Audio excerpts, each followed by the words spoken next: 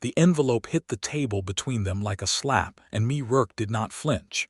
"Take it," Andrew Barlow said, his voice low and controlled in the way that men used when they were trying very hard not to sound like they were giving an order.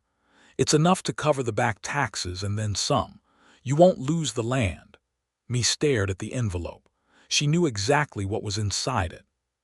She had heard the number from the county clerk's lips not 3 days ago, standing in that suffocating little office with sawdust on the floor and pity in the man's eyes.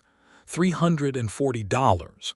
A sum so large it might as well have been the moon handed down on a string. "No," she said.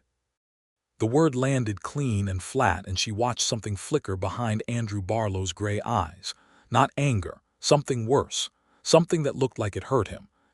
I said no, Mr. Barlow." She picked up the envelope and held it out to him. Her hand did not shake. She had trained it not to shake a long time ago, back when shaking hands meant the difference between a meal and an empty night. "I don't take charity." He didn't reach for it. They stood in the front room of the Rourke homestead, the late October wind pressing against the single glass window like it wanted in, the smell of pine resin and old wood smoke sitting in the air between them. The lamp on the table threw gold light across his face and made shadows in the hollows of his jaw. He was a tall man, Andrew Barlow. Not cruel-looking, which had always surprised me from the first moment she'd laid eyes on him, because men with that much power in a place like Harlan Creek, Colorado in the year 1882, tended to wear it on their faces like a brand. "It isn't charity," he said. "You rode out here with $340 in an envelope addressed to the county tax office. What would you call it?" He said nothing for a moment. The wind pushed at the window again. "I'd call it a neighbor looking out for a neighbor." Mae almost laughed. She wanted to laugh. It would have been easier than the thing rising in her chest that she was not going to name. "You own 4,000 acres of the best grazing land in this county, Mr. Barlow. I own 112 acres of rocky hill slope with a spring that goes half dry in August. We are not neighbors in any sense of the word that matters. The water from your spring feeds my east pasture. Then buy the water rights.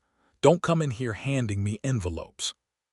He reached up and turned his hat in his hands, a slow rotation, and Mae recognized it for what it was. A man thinking carefully.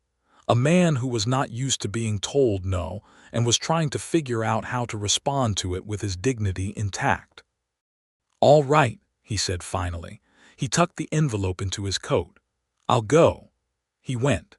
Mae stood at the window and watched the dark shape of him mount his horse and ride back down the hill toward the valley floor where the lights of the Barlow ranch house glowed yellow and warm against the early dark of autumn.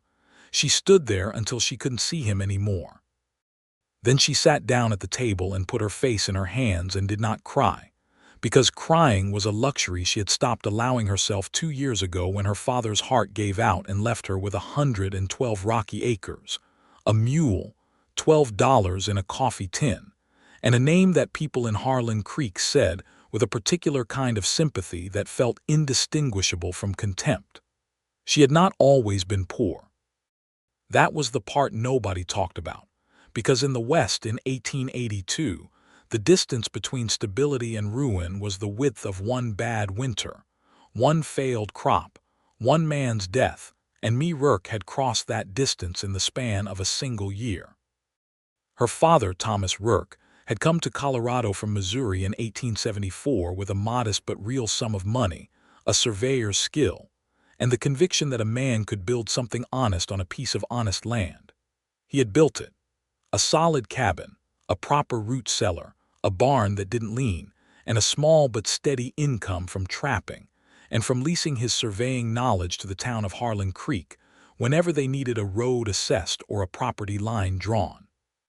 Mae had grown up in that cabin. She had grown up useful. She could ride. She could shoot a rifle with accuracy. She could preserve food and doctor a sick animal and read Latin from the 2 books her father had carried from Missouri. She was 24 years old, and she had never, not once in her memory, needed anyone to hand her something she hadn't earned. And then Thomas Rourke had died, and the taxes had come due, and the man he had been quietly borrowing against for the last year of his sickness had presented her with a note that ate everything the land was worth in collateral. And Mae had found herself sitting across from a county clerk in a sawdust office learning that she owed $340 or she would lose the land by the 1st of December. 6 weeks. That had been 3 weeks ago. And now Andrew Barlow had ridden up her hill with an envelope. She did not know how he knew. She suspected the county clerk, who was a gossip in the guise of a professional, had let it slip to someone who had let it slip to someone else, and in a town of 400 people that was as good as printing it in the Harlan Creek Gazette. The whole valley probably knew. Mae Rourke was going to lose her father's land. Mae Rourke couldn't pay her taxes. Mae Rourke needed help. She folded her hands on the table and stared at the lamp flame. She would find another way. She was still trying to find that other way 2 weeks later when Andrew Barlow showed up again. This time he came during the day, which she appreciated in a grudging sort of fashion, because it meant he wasn't trying to be secretive about it. He rode up the hill at mid-morning on a clear November day when the first real cold of the season had settled in and made the grass brittle and turned the aspens to bare silver sticks against the sky. Mae was splitting wood out behind the cabin when she heard hoofbeats, and she drove the axe into the block and turned around with her sleeves rolled to her elbows and her hair pinned up under a battered felt hat. He pulled up his horse at a respectful distance and tipped his own hat, which she had noticed he always did, a small formality that she had decided she respected even when it annoyed her. "Miss Rourke." "Mr. Barlow." He dismounted. He was wearing a good wool coat, dark brown, and his boots were clean despite the fact that he'd ridden out through mud. He tied his horse to the post by the woodpile and stood there with his hands in his pockets. "I have a proposition," he said. Mae pulled the axe out of the block. "The last thing you called a proposition turned out to be a charity envelope. This is different," she set a new log on the block. "Talk while I work." He was quiet for a moment and she swung the axe and the wood split clean with a sound like a rifle crack in the cold air. "I need a surveyor," he said. She set another log. "There are 3 surveyors in Harlan Creek. None of them know this land the way your father did. None of them have his notes." He paused. "I know you have his notes, Miss Rourke. I've seen you working from them when you helped the county assess the Miller property last spring." Mae stopped. She set the axe head on the ground and looked at him. He had a direct way of looking back that she had never been entirely comfortable with because it was not the look of a man who was thinking about what he wanted. It was the look of a man who was actually seeing her. "I'm expanding my east pasture," he said. "I need the property line resurveyed where it runs along the creek, and I need a proper assessment of the terrain for drainage purposes before I sink money into a new irrigation channel. Your father surveyed that land in 1876. His notes would cut weeks off the work. And you know the territory." Mae looked at the horizon. The mountains were white now above the tree line, and the sky was the particular pale blue of late autumn that always made her feel the smallness of everything in a way that was almost beautiful. "How much?" she said. $200. She turned back to him very quickly. "That's too much for a surveying job. It's a fair rate for skilled work, the use of specialized documents and the terrain knowledge that goes with it. I looked up what surveyors in Denver charge for comparable work. I don't have the instruments. My father's theodolite needs repair. I'll provide whatever instruments you need. We'll call it part of the contract." Mae studied him. She was looking for the angle, the hidden motive, the place where this stopped being a transaction and became something else, something that carried the quiet weight of pity dressed up in business clothes. She had become very good at finding that place in other people's offers. She had turned down Reverend Halliwell's offer to let the congregation cover her taxes as a community welfare contribution. She had turned down Tom Aldridge at the general store when he suggested she could run a tab indefinitely. She had turned down her neighbor Nora Webb, who had pressed a folded $20 bill into her hand at Sunday service, with tears in her eyes that Mae had found both touching and absolutely impossible to accept. Andrew Barlow looked back at her steadily. His expression was not pitying, it was businesslike, and something else, something she wasn't willing to look at too directly yet. The work would take how long, she said.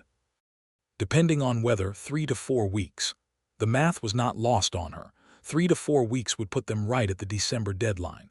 I'll need half up front, she said. Standard terms.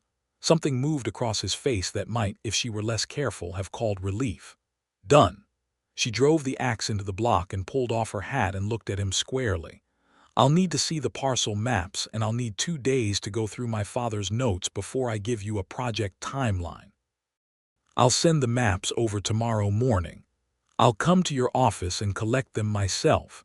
She wasn't sure why she said it that way. Perhaps because receiving things at her door felt different from going to get them.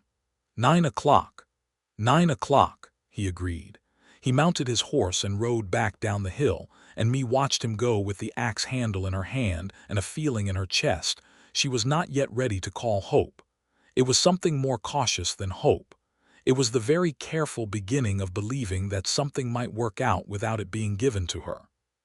She went back inside and sat down with her father's surveying notes spread across the kitchen table, and she lost herself in his handwriting, in his careful numbered sketches, in the margins where he had written observations like, "Good clay here for drainage," and "Note the spring shifts north in dry years." Her father's voice was in those notes.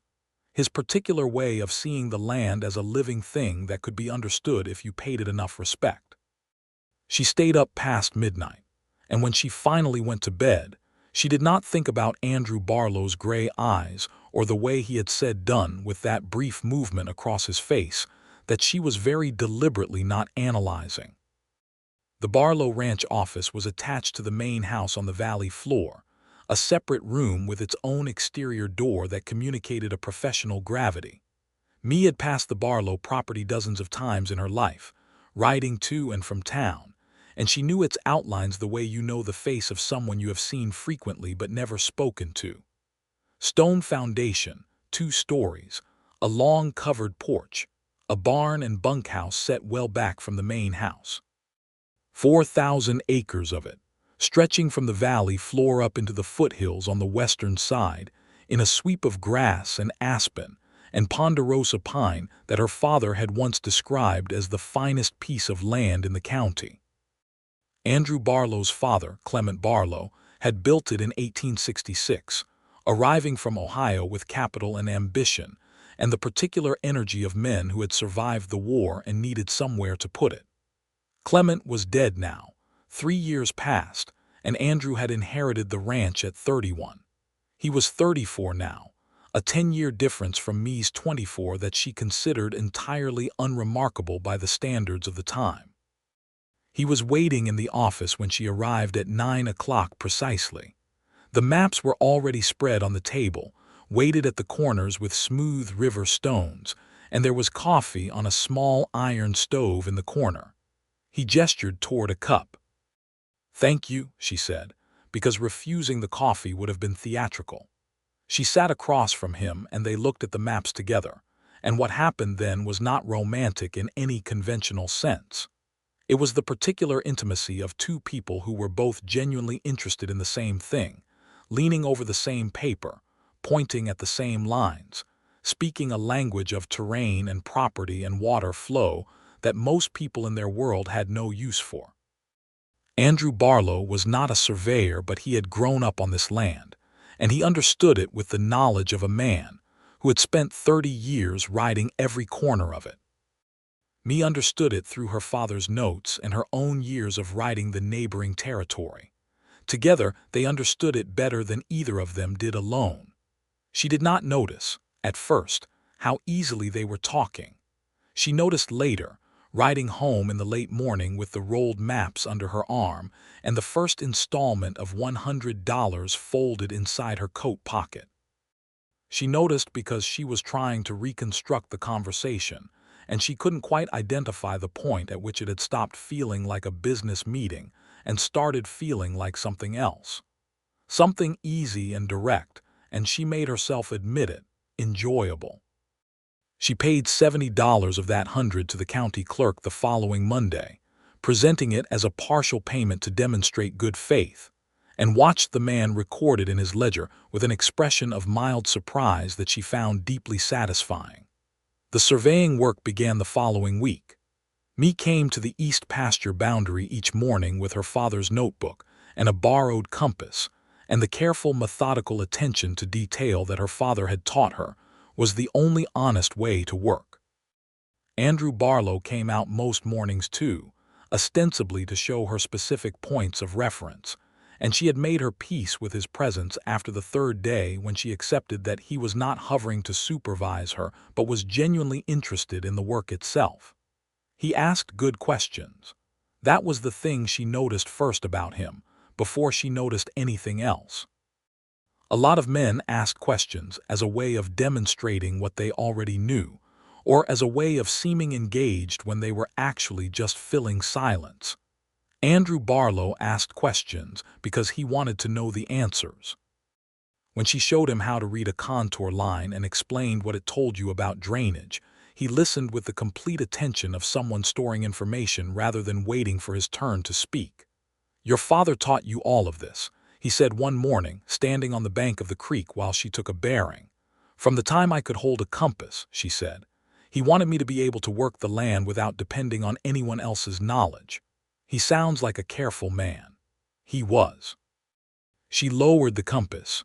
He thought about consequences further out than most people. He just didn't think far enough about his own heart.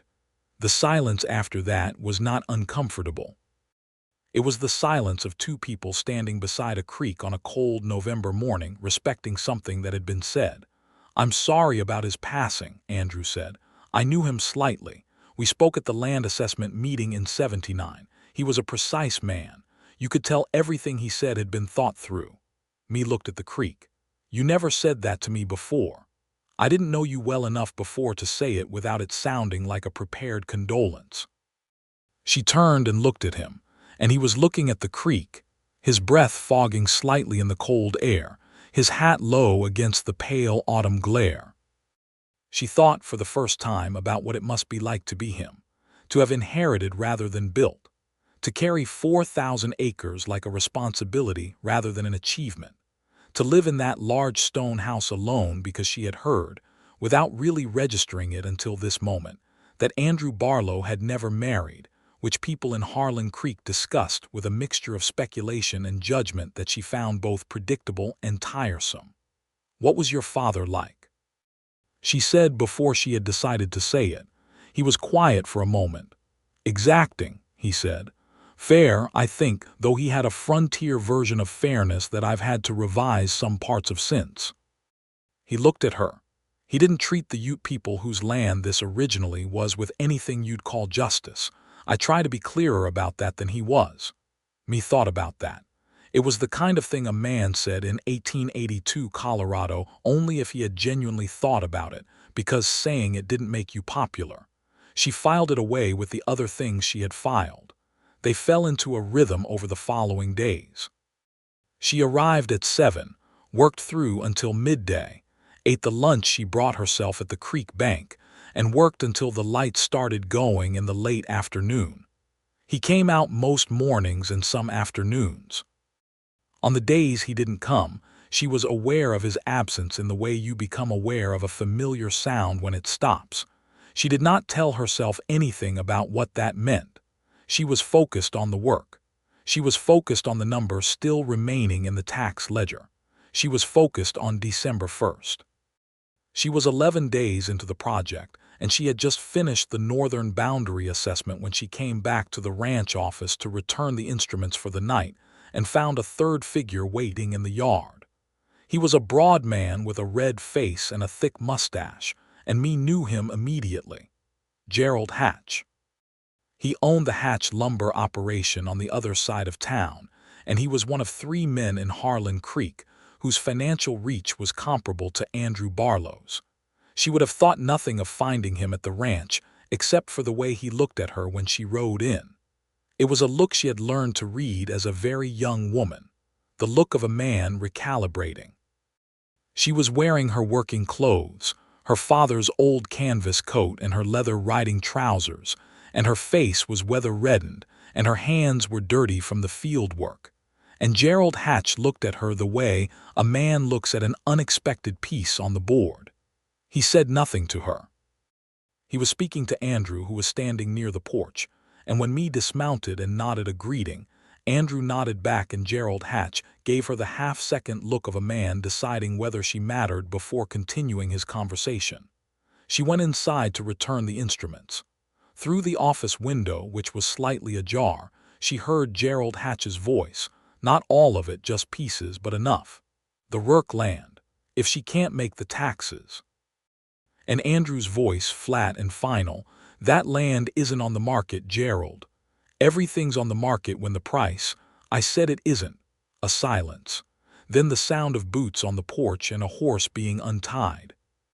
Mae stood in the office for a moment longer than she needed to, holding the compass and thinking about what she had just heard.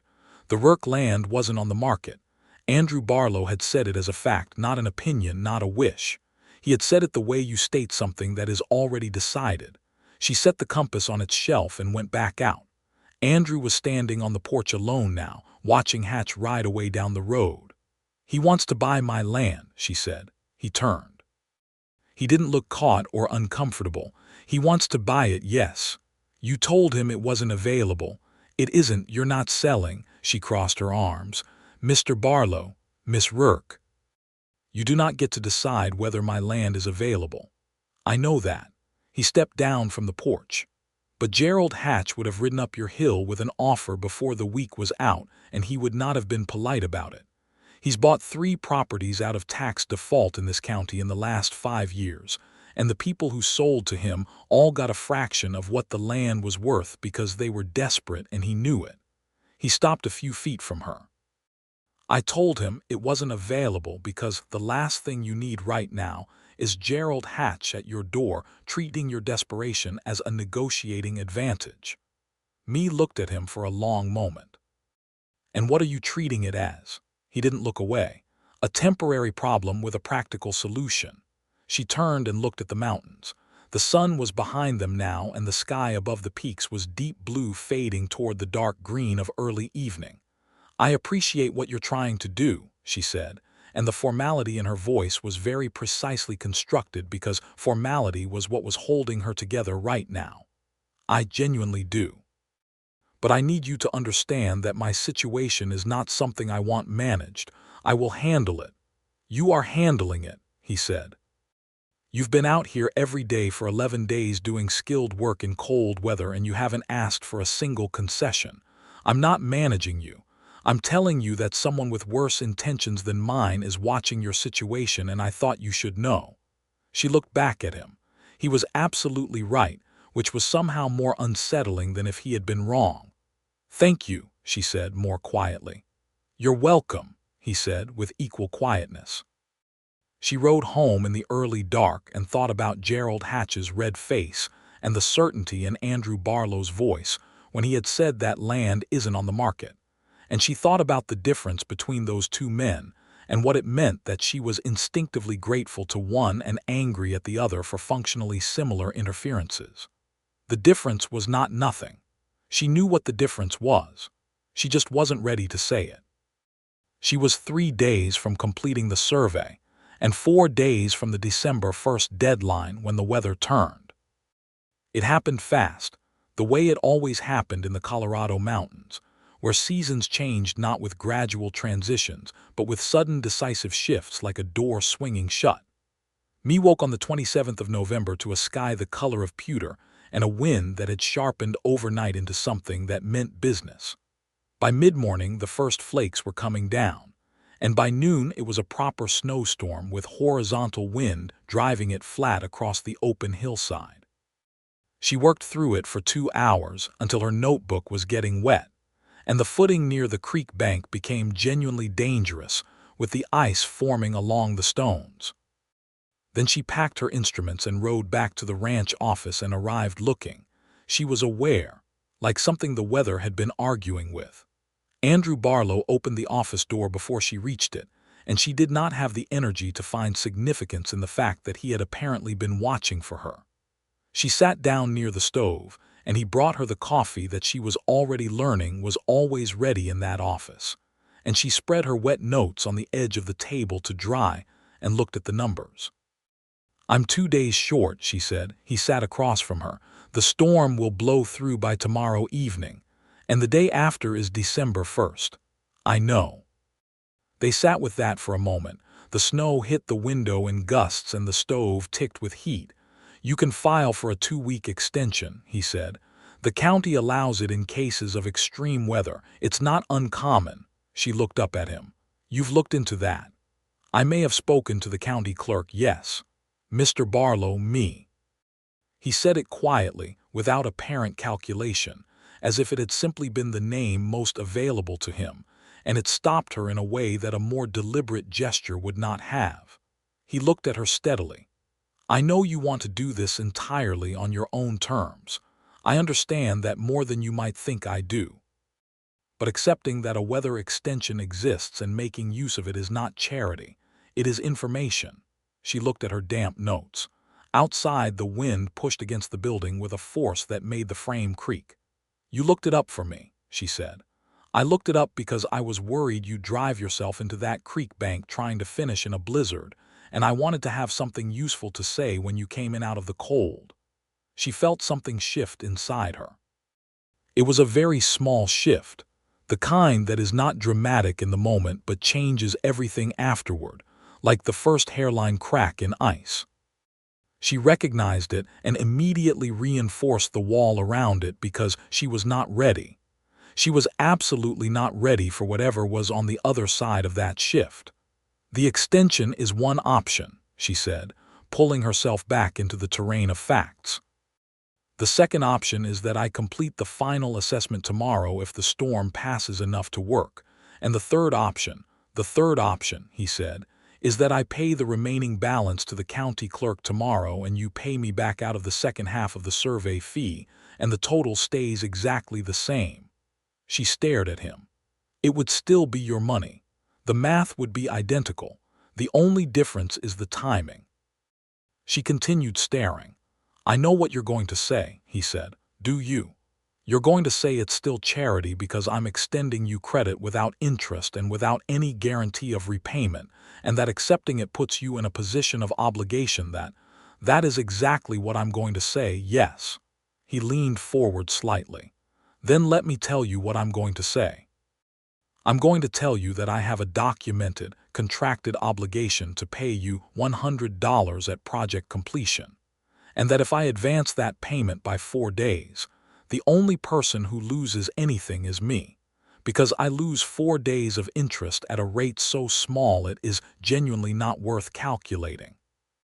And the only reason I'm framing it that way is because you've made it extremely clear that you won't accept a gift, and I am therefore obligated to find a different framework." Silence, very long silence. "A different framework," she repeated. "A different name for the same thing if you want to be cynical about it." She looked at him. He looked at her. The snow pressed against the window. "That is the most elaborate arrangement anyone has ever constructed to give me money," she said. "Probably." Something shifted in his expression. It was not quite a smile, but it was adjacent to one. "Is it working?" She looked at her damp notes again. She looked at the stove. She looked at her own hands, which were red from the cold and rough from the work, hands that her father had called her best tools. She thought about the county clerk's ledger and Gerald Hatch's red face and the 112 acres of rocky hillside that her father had loved and built and left to her.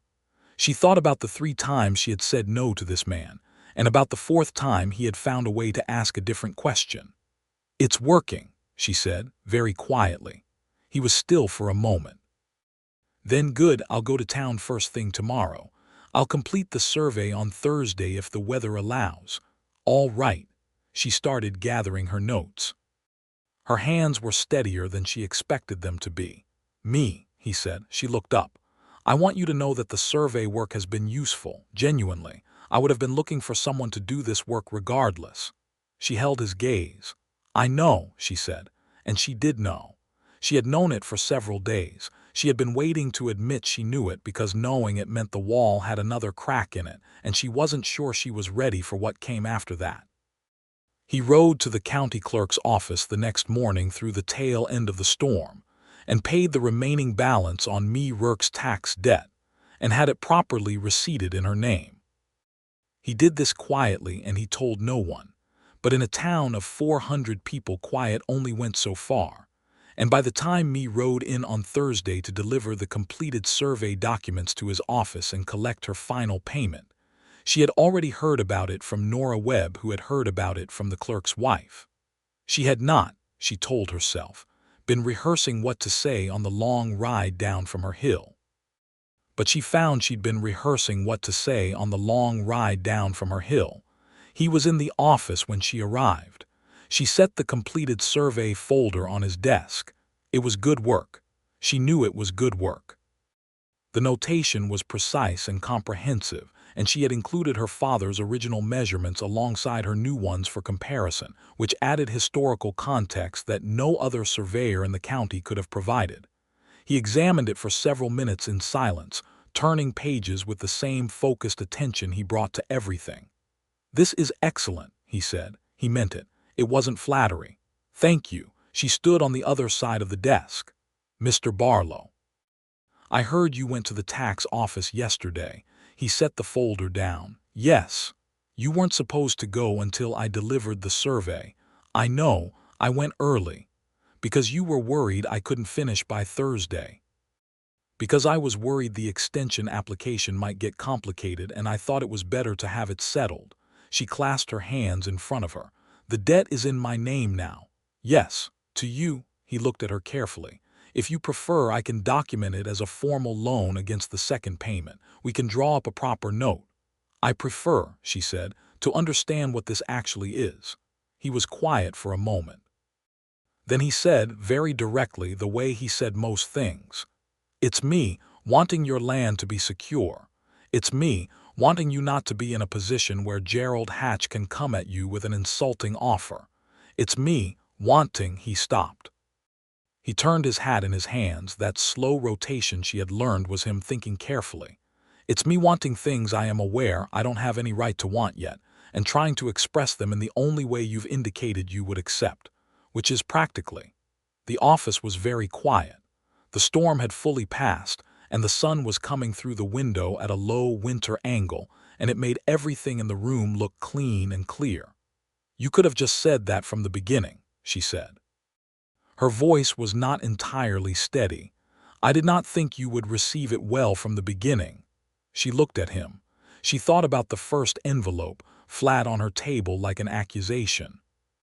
She thought about the surveying job, which had been real and which had needed doing, but which had also been a door held open at the precise angle that let her walk through it without surrendering anything. She thought about the coffee that was always ready in this office. "You were right," she said. "I would not have received it well." He waited. "I don't know how to receive things," she said. It cost her something to say it, and she was aware of that cost, and she paid it anyway.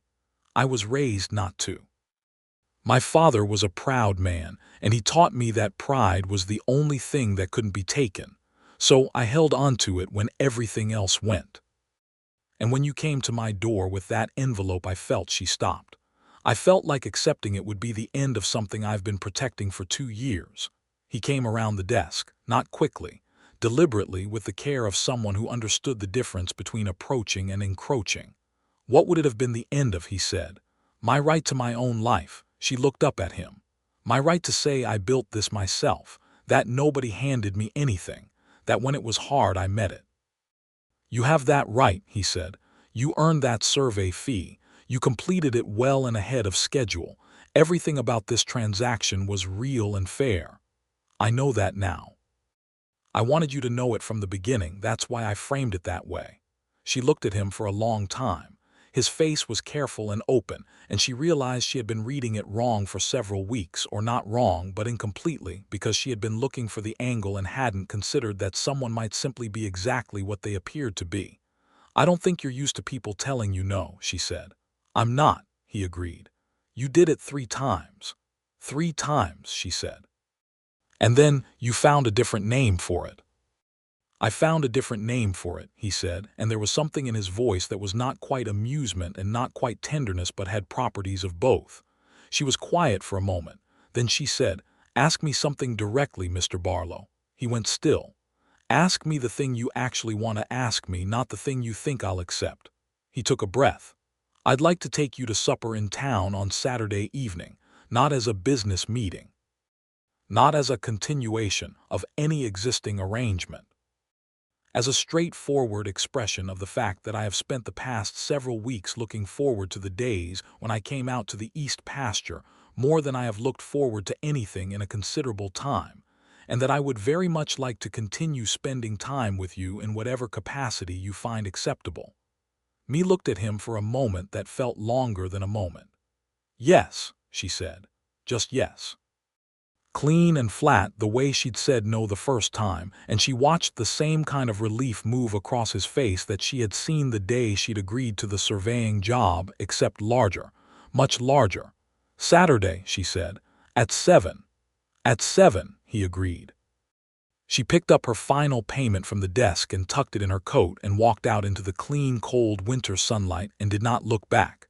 But she was smiling before she reached her horse, which she was aware he might have seen through the window. She paid the remaining debt on the Rourke land herself on Friday morning, standing at the county clerk's desk with her own money, Thomas Rourke's name on the receipt, and her head absolutely level. The clerk gave her a document stating the land was clear of lien, and she folded it into her coat beside her heart and rode home and put it in the box where she kept important papers, and then went out and split an entire cord of wood with a methodical efficiency that her father would have recognized as his daughter settling her feelings through work. Saturday came with pale winter sunlight and the kind of cold that was clean rather than bitter. Me wore her good dress, which was not new but was well made and fit her properly, deep blue wool that her father had brought her from Denver 2 Christmases before he died. She put her hair up properly and looked at herself in the small mirror above the washstand and thought about what she was doing. She was having supper with Andrew Barlow. She was not deceiving herself about what that meant or what it might lead to. She was 24 years old, and she had not allowed herself to think about what her life might look like beyond the immediate crisis of survival. And now, the immediate crisis was resolved, and there was a space in front of her that she was just beginning to understand might contain something other than work and worry. He came for her on horseback with a buggy hitched alongside, which she thought was both considerate and slightly unnecessary, but which she allowed because it was cold, and the buggy had a side curtain against the wind. He looked at her when she came out of the cabin, and his expression did not say anything she could catalog. It simply confirmed something, which was different. They drove down to Harlan Creek to the hotel dining room, which was the best restaurant the town offered, which was not saying an enormous amount but which produced a respectable roast and a very good apple pie, and had tablecloths that were always clean. Several people turned to look when they walked in, and me was aware of the calculations happening behind various pairs of eyes around the room. She had always found public attention uncomfortable, and had usually found ways to avoid it. Tonight she held her head level and let them look. They sat across from each other at the corner table Andrew had apparently reserved, and the conversation that followed was the easiest conversation me had had in 2 years. That was the only honest way to describe it. It was easy in the way that walking is easy when you're not carrying something heavy. She had not realized until then how much weight she had been carrying in every interaction since her father died, the weight of managing how much other people knew about her situation, of keeping her pride intact, of performing a stability she didn't fully have. With Andrew Barlow she found, somewhat to her own surprise, that she did not feel the need to perform anything. They talked about the survey work and what it had told them about the creek's drainage patterns. They talked about his plans for the east pasture and her ideas about what the soil composition near the spring might support. They talked about the land with the shared language of 2 people who had grown up paying attention to it, and then gradually, the way conversations do when the formal business is settled, they began to talk about other things. He told her about Ohio, which he had left at 14 when his father moved the family west. He described the flatness of it with a fondness that surprised her, the long green summers, and the way the thunderstorms came in from the west with enough warning to watch them approach. She told him about Missouri, which she had never actually seen but which lived in her imagination through her father's stories, the dark soil and the wide rivers, and the way Thomas Rourke had described the smell of the earth there after rain as something he had never quite found again in Colorado. "Do you miss Missouri? A place you've never been?" he asked. "I miss the version of it that lives in my father's stories," she said, "which is probably better than the real place." "Most places are," he said. "We improve them in the telling." She looked at him. "Is that what you're doing with Ohio?" He smiled then, a real one. Not the careful almost smile she had been cataloging, but an actual full smile that changed the whole composition of his face. "Absolutely," he said. "It was flat and cold, and the thunderstorms were terrifying. But it was the first place I understood was beautiful." She thought, not for the first time that evening and not for the last, that she had been in the habit of bracing herself against people, against their capacity to want things from her she couldn't give or give things she couldn't accept, and that bracing yourself was exhausting in a way you didn't notice until you stopped. She stopped bracing herself over apple pie and coffee in the Harlan Creek Hotel, dining room on a Saturday in November 1882. And the relief of it was so significant it was almost physical. He drove her home in the cold dark of late evening, the buggy making good time down the familiar road, and she did not pretend to need help getting down when they reached her cabin, but she also did not move so quickly that he couldn't stand there and hand her the lap blanket she'd borrowed from the buggy and say, in his direct way, "I'd like to do this again." "So would I," she said. "Next Saturday." "Next Saturday," she agreed. She watched him drive back down the hill and stood in the cold for a moment looking at the stars, which were brilliant and numerous in the way they only were in winter, and thought that the world had changed quite significantly in the last few weeks, and she was not afraid of it. She was nearly afraid, but she was not afraid.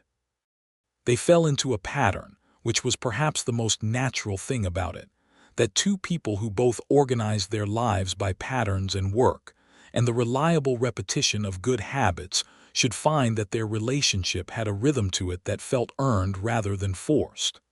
Saturday evenings in town, when the weather allowed.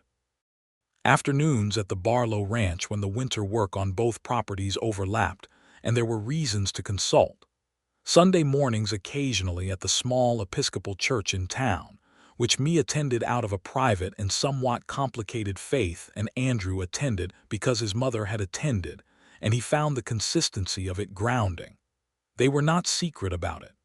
Harlan Creek was 400 people, and nothing was secret. People had opinions, as people always did, ranging from the warmly approving Nora Webb, who told me at least 4 times that she had always thought they would suit, to the mildly skeptical Reverend Halliwell, who had a structural concern about the property implications of any future legal arrangement, to the openly transactional Gerald Hatch, who apparently told someone at the barbershop that Barlow was making a smart play for the water rights on the Rourke Spring, which me heard about and filed under things she chose not to give energy to.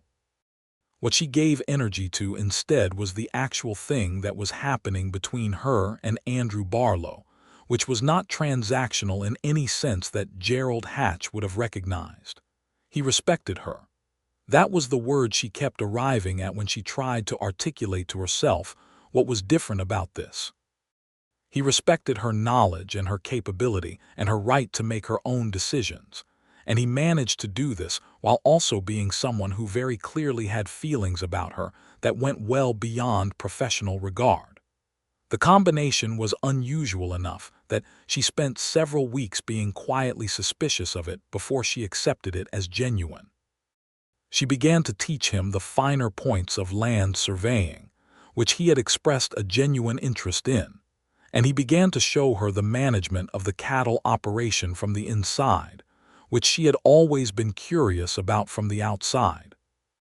They spent a Tuesday afternoon in late December mending fence line on the north pasture boundary side by side, their breath making clouds in the cold, talking about nothing consequential and everything interesting. And me thought at some point in the middle of that afternoon that she had not been this comfortable in the physical presence of another person since her father was alive. It was not the only thing she felt in his presence. She was clear-eyed enough to know that. The warmth that went through her when he was near was not entirely or even primarily the warmth of comfortable friendship. But the friendship part of it was the foundation, and she had enough experience of watching other people rush past the foundation into the structure above it to appreciate what they were building and at what pace they were building it. Christmas came and went. Me spent it quietly on her own land, which was a new thing, spending Christmas on fully owned, tax-cleared, lien-free land, and it felt different in a way that was difficult to describe precisely. It felt like standing on ground that would hold her. Andrew sent her a gift which arrived via his ranch hand on Christmas morning. It was her father's theodolite repaired. The broken mounting mechanism had been fixed by a skilled craftsman, clearly professionally done, the kind of work you had to send to Denver for. A note with it said, "Your best tool returned to working order." It wasn't charity. It was one surveyor respecting another's instruments. She read the note twice and then set it down and looked out the window at her snow-covered land for a long time. On New Year's Day, she rode down to the Barlow ranch uninvited for the first time. He opened the door when she knocked and looked at her with an expression of uncomplicated gladness that she decided then and there she was going to stop being cautious about, because a man who could look at you like that when you showed up on his porch without warning was not a man you should be strategically guarded with. "The theodolite works perfectly," she said. "I tried it this morning on the hill. The new mounting is better than the original." "I'm glad," he said. It was too much. It was a reasonable professional courtesy. "Andrew," she said. It was the first time she had called him by his first name without the mister, and they both noticed it. "It was too much, and it was also the kindest thing anyone has given me in 2 years, and I'm telling you both things because I think you should know both things." He was quiet for a moment. Then he opened the door wider. "Come in. I made coffee." She came in. What happened over the following months was not a whirlwind. It was the opposite of a whirlwind. It was the kind of love story that doesn't make good gossip because it is not dramatic enough from the outside, because it is built from the inside out, from two people gradually removing the distance between them not by throwing it away, but by honestly examining it and deciding, piece by piece, that they didn't need it. He told her about his dark past, and she told him about hers, and neither of those pasts turned out to be very dark by Gothic standards, but they were each of them real. His was the weight of inheritance and the loneliness of authority, the particular isolation of a man everyone in the county needed something from who had never quite found someone who wanted nothing from him. Hers was the sudden lurch from security to precarity, the grief that had been so entangled with practical crisis that she'd barely had time to feel it, and the pride that had served her well as armor and had begun to feel, by the time Andrew Barlow showed up with his envelope, more like a prison. He asked her to marry him on a Saturday evening in March of 1883, on the porch of the Barlow Ranch house in the early spring dark, with the first night insects beginning, and the smell of the thawing ground coming up from the valley floor. He asked her simply and directly, which was the only way he knew how to ask anything, and he said exactly what he meant, which was that he wanted to spend the rest of his life with her, and that he thought they were good together in all the ways that mattered, and that he was aware this was a significant thing to ask, and he wanted her to take whatever time she needed. She took approximately 4 seconds. "Yes," she said, in that flat, clean way that had become one of his favorite sounds in the world. He laughed. It was the first time she had heard him actually laugh, and it was a good laugh, real and unguarded, and she thought that she was going to be hearing it for the rest of her life, and that this was an excellent piece of luck. They were married in June of 1883 at the Harlan Creek Episcopal Church, on a blue sky morning with the aspen leaves small and new, and the mountains still white above the tree line. Nora Webb cried enthusiastically from the third pew. Gerald Hatch was not invited. The Reverend Halliwell performed the ceremony with a solemnity that suggested he was now entirely in favor of the arrangement, possibly because he had realized that a married Mae Barlow Mae Rourke was a more legally stable member of his congregation than an independently besieged Mae Rourke. Mae wore a dress she had made herself from fabric Andrew had offered to purchase for her in Denver, and which she had accepted, because she had discovered over the preceding months that there was a meaningful difference between charity that came from pity and gifts that came from love, and that she had been in the habit of treating them as the same thing. The fabric was good cream wool, and she had done the sewing herself in the evenings, and the result was simple and well-made, which were the same things she valued in everything she chose. They rode back up to her hill after the ceremony, which she had insisted upon for reasons she had explained only as wanting to start from her ground, which Andrew had understood completely, and they stood in the yard of the cabin that her father had built and looked out at the spring view that was beginning to emerge, the creek visible through the trees, the valley floor spread below them in early summer green. "We should talk about the land," Mae said. "We should," he agreed. "I want to keep it separate." He turned to look at her. "The properties. In the records, I know it's unusual. I know in legal terms a wife's property will have it recorded separately," he said. "I'll speak to the county clerk. The Rourke land stays in your name." She looked at him. "You don't have to. Your father built that land and left it to you. It belongs to you. That's not something marriage should alter." He said it as a simple fact. "I have 4,000 acres. I don't need 112 more. I need you to feel that what's yours is yours." She was quiet for a moment. She looked out at the view that her father had loved. "He would have liked you," she said. "My father. He would have found you exacting and fair, which were his highest standards." Andrew came and stood beside her. "High standards to meet." "You've been meeting them since October," she said. He took her hand. It was a simple gesture, and she allowed it completely, and thought that allowing things completely was actually a skill, like surveying or splitting wood, something you got better at with practice. They moved into the Barlow Ranch house on the valley floor, but Mae rode up to her cabin every week, sometimes more, to check the spring and walk the land and do the small maintenance that kept the building sound. It was her land. It remained her land. She kept her father's notes and his repaired theodolite in the cabin's front room, and she continued to take surveying work when it was offered, because she was good at it, and because her skills were real, and because her name in the county records as a surveyor was separate from her husband's name, and she found that important. Andrew found it admirable, which she had known he would, and which she had also known was not the reason she did it. What surprised her, in the months after the wedding, was how much she enjoyed being at the Barlow Ranch. She had half expected the size of it to feel oppressive or the authority of it to sit uncomfortably on her, because she had always lived small and direct and in close relationship with the physical work of survival.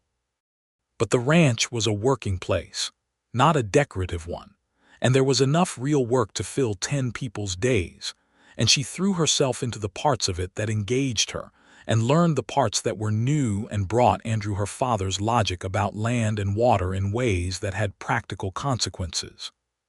By the end of the first year, she had redesigned the irrigation channel on the east pasture using the survey work as a foundation, and the new design was more efficient and cost significantly less to build than the original plan. Andrew brought in the contractor who would have done the original work, introduced him to me, and said, "My wife is the surveyor of record on this project," and Mae sat across from the contractor at the ranch office table and negotiated the terms of the job herself while Andrew drank his coffee and read his correspondence. She told him that evening that that had been the best moment of her year. He said he had thought it probably would be, which was why he had arranged it that way. She loved him then with a particular completeness she hadn't known was available to her. Not that she hadn't loved him before. She had. But there was a kind of love that is about being known so specifically and exactly that it is almost startling, and this was that kind.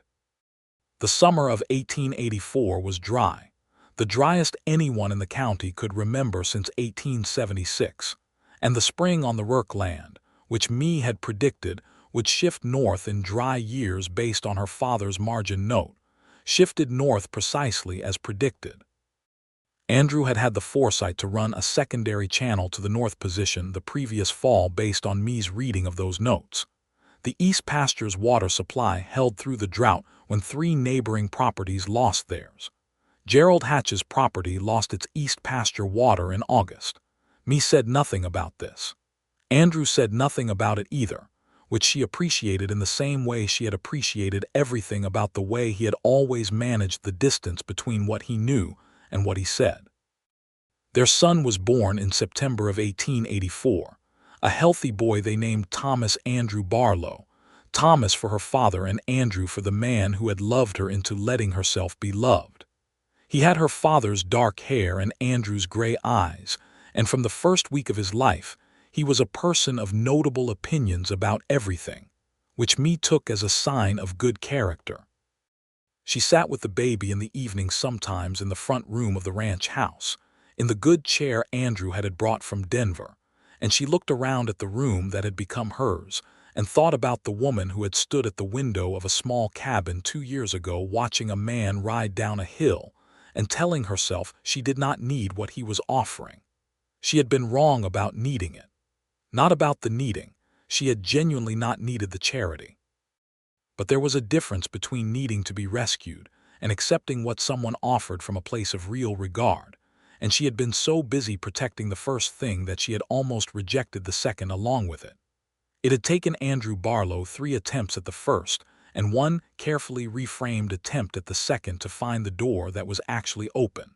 She thought about that a great deal in quiet moments, about doors that look closed but are only locked from the inside, about pride that is a shield and pride that is a prison, about the difference between independence and isolation, and how easy it is to confuse them when you're frightened. Thomas was 3 months old when Gerald Hatch came to the ranch. He came on a weekday afternoon when the October air was just beginning to have serious intentions, and he presented himself at the office door with the manner of a man who had made a calculation and decided to act on it. Mae was in the office when he arrived, working on a survey contract for the Miller property, which was her 3rd independent contract that year. Andrew was out on the range. Hatch looked at Mae in the office chair with an expression that went through several stages in rapid succession and settled on something careful. "Mrs. Barlow, I was looking for your husband. He'll be back by 4, she said. "Is it something I can help with?" He paused. "It's a business matter. Most things that come into this office are." She gestured to the chair across the desk. "Sit down, Mr. Hatch, or I'll see you at 4. He sat down, which surprised her slightly, and he looked at her with the recalibrating expression she remembered from their first encounter in this yard, and then he said with something that had the shape of honesty, "I want to discuss the water situation." Mae set her pen down. "Your East Pasture. It dried up in August, you know that." "I do. Your spring held." He looked at the desk. "Your husband's East Pasture held because of the secondary channel." "Yes." "That was your father's survey data. Combined with my current assessment work, yes." He looked at her for a long moment. There was something in his face that was not entirely unlike respect, though it was the kind of respect that comes from recognizing competence rather than the kind that comes from being a decent human being. "I need a survey of my water table and a redesign of my eastern channels," he said. "I'm told you're the best surveyor in the county for this specific terrain." Mae clasped her hands on the desk. "I charge $40 for an initial assessment and $60 for a full channel redesign, half up front, half on completion. I can start in 2 weeks." He blinked. Then he nodded. "All right. I'll need access to your property records going back to the original survey." "I'll have them ready." She pulled out a contract form. "I'll need a signature today." He signed it. He took his receipt and stood and looked at her one more time with that recalibrated expression. "You know," he said, and then seemed to think better of whatever he was going to say and simply said, "I'll have those records ready," and left. Andrew came back at 4:15 to find me in the office with a signed contract from Gerald Hatch and a highly composed expression. He looked at the contract. He looked at her.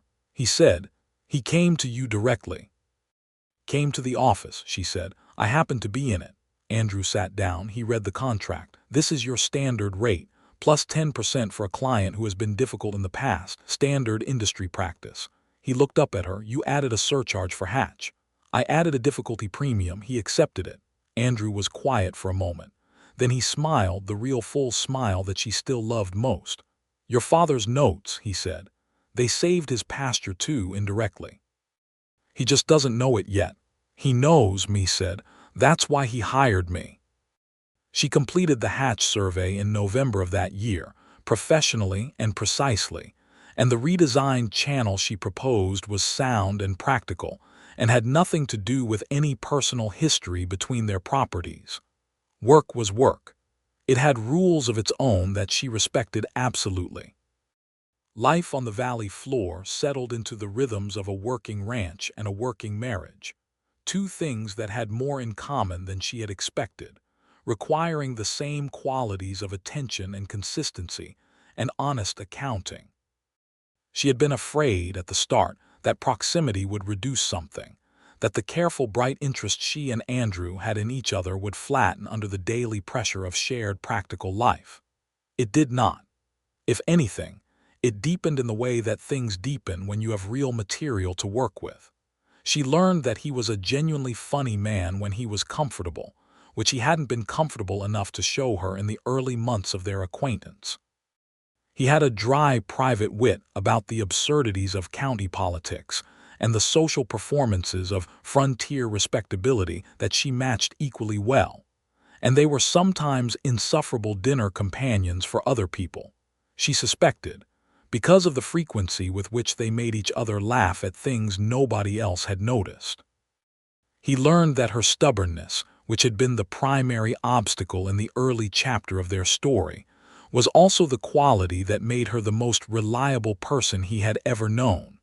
When Mae Rourke decided something, it stayed decided. When she made a commitment, she kept it with a consistency that had nothing to do with obligation and everything to do with character.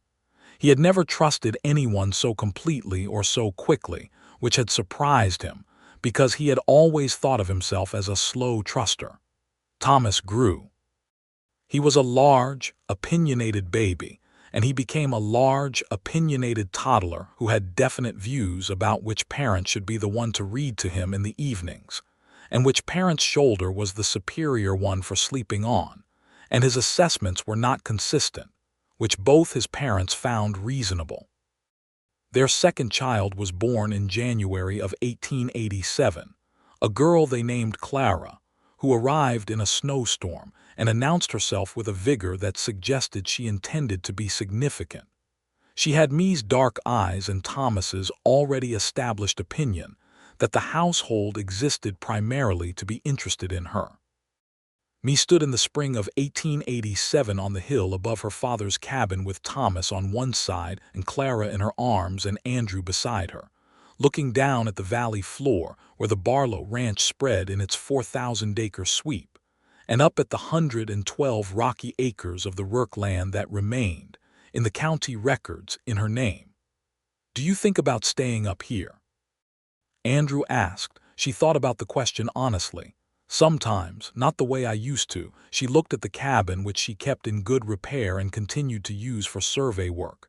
"It was the thing I was trying to save. It still matters, but it's not the same kind of saving anymore." "What kind is it now?" She shifted Clara to her other shoulder. "Keeping faith with something, with him." She looked at the mountains, which were already showing the year's snowmelt, the white receding upward from the tree line as the warmth came on. "He built something real here. I want to keep it real." Andrew looked at the cabin. "He did build something real," he said. "He also built you, which I think might be the more significant construction." She turned and looked at her husband, this careful, exacting, fair man who had ridden up her hill 3 times with Charity, and once with a different name for it, and had in the process given her back the thing she hadn't known she was missing, which was not money and not land and not security, but the specific experience of being known by someone who was not going to use what they knew to diminish her. "That," she said, "is either the most romantic thing you have ever said to me, or you've been thinking about it long enough that I'm slightly suspicious of how prepared it was." "Both," he said, without hesitation. She laughed. Clara, startled by the laugh, looked up at her with Andrew's gray eyes, wide and assessing, and me thought that she was going to spend the next however many years of her life looking at those eyes in that small face, and that this was an extraordinary thing to get to do.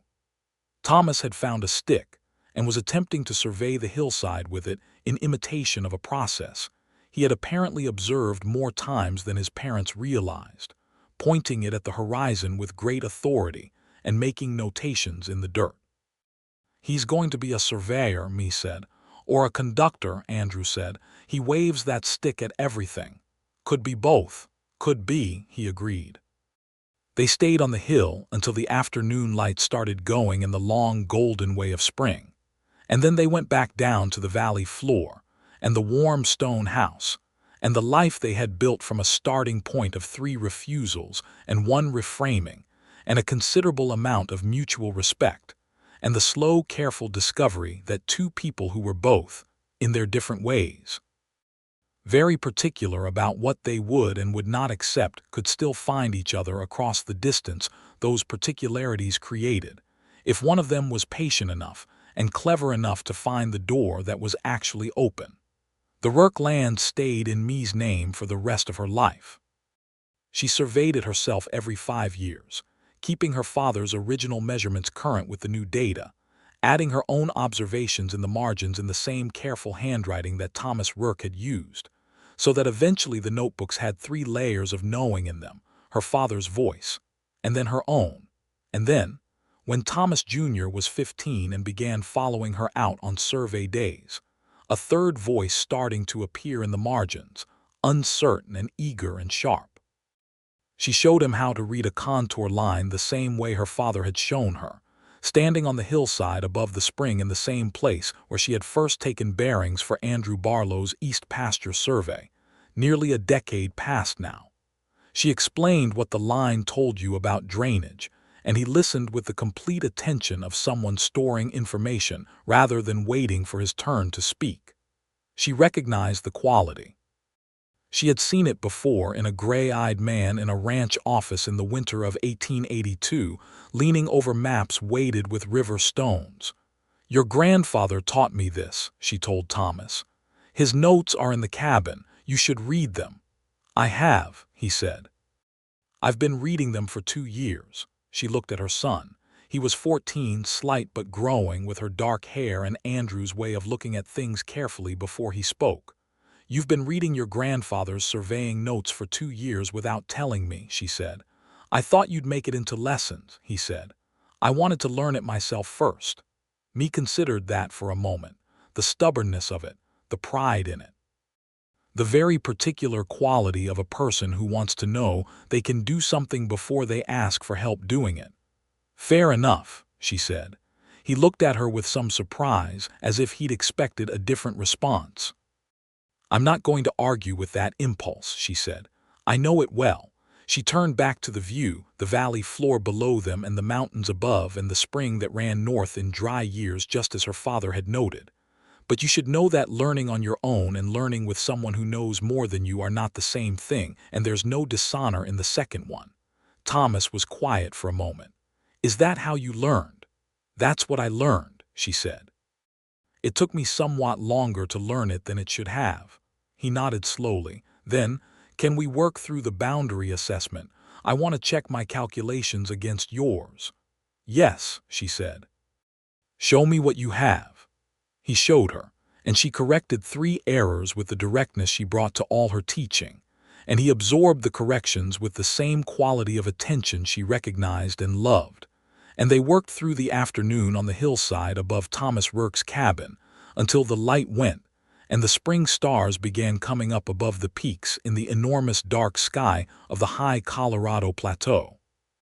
Below them in the valley, the Barlow Ranch lights came on one by one against the early dark, warm and yellow. The shape of a life that had been built from a beginning me could still trace back to a specific moment. A flat envelope on a wooden table, a single word spoken clean and clear, and then the long, complicated work of two proud, careful people, finding each other past the defenses they had each constructed against the wrong kinds of need. She came down the hill in the dark with her son at her side and the spring a sound below them in the early cold, and the world was completely and entirely hers. Not given, not granted, not handed across a table in an envelope addressed to the county tax office. Earned in all the ways that mattered, and loved in all the ways she had once believed she didn't need. The door of the ranch house opened before she reached it, throwing warm light across the yard, and Andrew Barlow stood in it with Clara on his hip, the little girl already reaching toward her mother with both hands, and the light was on his face the way it had been on that first evening in the cabin, that lamp gold that she had cataloged and saved and returned to. She walked toward it. She always would.